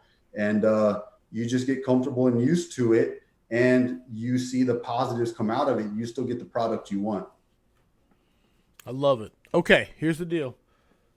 I always try to figure out, everybody knows the 5th question, and it's heavy fire searchable space. Would you rather be assigned to the nozzle or first in on VES? And I always try to figure out from the questions and talking to the person and no one, because we know each other, we're friends, and we talk on the phone, and I'm like, is he going to say he's an engine guy? Is he going to, but I'm really trying to figure this out. So I'm going to write down, I know my answer, and I know, I'm going to write down what I think your answer is, and I'll show it afterwards. All right? But I don't know if I'm right. I'm really torn here, okay? Yep. But I'm committing to it because I think it's fun. All right, first, heavy fire, searchable space. Would you rather be assigned to the nozzle or first in on VES? With that being the information right there, that's all we got. Heavy fire, searchable space. There's always searchable space no matter what your information is. But if that's all we're saying, that's the scenario we're running. We got heavy fire. put me on that nozzle. Let's go put this out. And we train, once we get that fire out, we're going to ventilate, clear stuff off. That backup's going to bounce off, start searching that area and everything else. We're going to start clearing that house with smoke. But if that's what we have, now, if you told me there is a victim right in there, like look through the window, there they are, my answer might change a little bit. I might want to dive off and make that grab. But with that information right there, we got heavy fire, searchable space. There's always searchable space. But being around long enough, seeing some cool fire, seeing the chemistry of the fire and what you can do with your hand line, and just how cool that is in general of that experience, man. Yeah, go ahead and throw me on that hand line. Let's make a badass push and get that fire out. We're still making impact on the fire scene for that searchable space. We're still affecting the rescue. We're still helping out the situation. We're still a major part of that scene to affect anybody that might be in there. But go ahead and throw me on that nozzle. All right, man. Before I 100% your answer, not just the answer you gave, but the reasons why. You know what I'm saying? And that's always what it's about, because there's no right answer to it. But 100%, I don't know if it'll focus in. Nozzle, that's what's up. What's this say? But I was kind of basing it off. You are the engine guy, so that's what I had to base it off of. But it is tough. It is a tough one, man. There it is. I think you just crushed the 5 questions for firefighters. Is that 5 for 5 max points? And that's the deal. Dadgum max points. Someone even threw in a dadgum. Brother, absolutely crushed the 5 questions. Absolutely crushed the scrap. 100%. I gotta share. I'm gonna share this, even though people who listen to the podcast later won't get to see this because they'll just be listening. Sorry. There it is. Yeah. It's my brand new goodie boy sitting under my feet. That's what's up. Yeah. That's who I went and picked up today. So I'm pretty pumped about it. Nice. And he's fitting in with my dogs. That's what we were checking out tonight, was if he'd fit in. My wife was like, he's following me around everywhere. Can you please take him in there? So when I took my break, I brought him in here. And he's been awesome. And he's deaf, 100% deaf. Oh, so shoot. No matter what I say, it doesn't bother him. People ask me what his name is. I said, it doesn't really matter. It's like, this is his name. Come here. Make some vibrations. But 100%, brother. Dude, be very proud. This is an amazing scrap you just put on. I mean, I don't say that lightly. Thanks, brother. 100%, brother. I'm proud to say and have you on here. And that makes it officially 147 scraps in the books. My friend, Kevin Pfluger, if someone wants to get a hold of you, how do they do it? Hit me up, man. I've always make it clear that I'm the guy that's going to answer the phone through text, through phone call, 210-393-0439. Give me a call. We talk about backing up of who we are, that we'll show up. We'll talk to somebody that's going through a tough time or whatever it may be, whatever they might be. I don't just try to do that. That's who I say I am, and I back up those actions. So text me, call me. That's my phone number. I'm on Facebook. I'm on Instagram. Hit me up through there as well, whatever it may be. But the more communication we can have, the better we can make the circle of influence to make this major push that's going on right now across Texas and the nation. So call me. That's it, man. Call him. He just put his number out there on the scrap, so you got it. 100%. Firehousevigilance.com. Go there if you want anything, any sort of swag, whether it be coins, hats, you insert whatever. I just ordered a whole nother batch because we can finally get them. They sold out like really fast, but the loading, like every time we get them, they sell out. But the Richardson Loadens, they're in. Hats, whatever you want. One thing I'm very, very proud of and very, very excited about is the Vigilantes. It's a group that is on Facebook, and it's only for the people that support the scrap monetarily. If you want to do so, go to firehousevigilance.com, and it's all there to how to support the scrap. But my point is like, I love the scrap. I never want anybody to have to pay to see the scrap or put it behind a paywall or anything like that. That's never good. That is never going to happen, is what I'm saying. I may someday put ads on it. I don't know. But for the people that want to support it, I wanted to bring value. So I created the group called the Vigilantes, and it's a lot of fun. We did a Zoom meeting the other night where we all sat there and we talked about, hey, the future of the scrap. Because I was kind of on the fence on, should we do more mega scraps or is it worth the hassle? And then like we decided, like the people there were like, no, you absolutely need to do more mega scraps. And because of their input, more mega scraps are going to happen. And they get to pick things like who's going to be guest, what questions we're going to ask, not to mention all sorts of other topics. So if you want to be a part of it, go support the scrap monetarily. You will get an invite. And that's all I'll say about that. Now, I want to say this because it was pointed out, like a lot of people have given stars on Facebook, which eventually Facebook takes their cut and all that stuff, and they send me money at some point. And the whole thing with stars is I have no way of like Facebook tells me nothing about who sent them. So I'm not sending no more stars. no, that's my dude. I appreciate I went and looked, and it said, "Hey, you have received over the period of the entirety of the scrap, $227 from stars." And I'm like, "That's awesome," but I have no idea who gave $5, who gave $2, who gave $20, and I have no idea. And there's no way to look and see other than watching every scrap and reading every comment. And looking for the stars popping up, and I can't do it. So I never want to tell people don't do the stars thing, because if you want to support me through the stars, 100%, I'm all for it. I just can't give out rewards for it because I see them go by in here, and I'm very grateful. Don't get me wrong, but I can't track them. And so anyway, I hope that makes sense. Next up on the scrap is a break. July 4th, the greatest country on earth is having a birthday. And I'm very pumped about it. So I love July 4th. My family does a family reunion. We're going to meet at the lake. It's going to be awesome. And not only that, 5 days after July 4th, on July 9th, my middle daughter is getting married. And so very, very big time for the Moore family. Nice. Congratulations. Yeah, I'm very pumped. So July 4th, no scrap. July 9th, my daughter's wedding. July 11th, Todd Shepard is going to be the next scrap coming up. So we got a little break coming up. And then following that, Tom Hollick, and then go ahead. No, I'm just saying, man. Yeah, Todd, 100%. You know, Todd's a great guy. Tom, I do. You know what's up with him as well. A lot of Texas going on, and then after Tom is number 149, so number 150, a big deal. 150, I'm pretty pumped about getting to 150. So I was like, who do I bring on? And it was a no-brainer for me. He's one of the most popular scrappers of all time. He is a huge supporter of the scrap. So Kurt Isaacson is going to be number 150.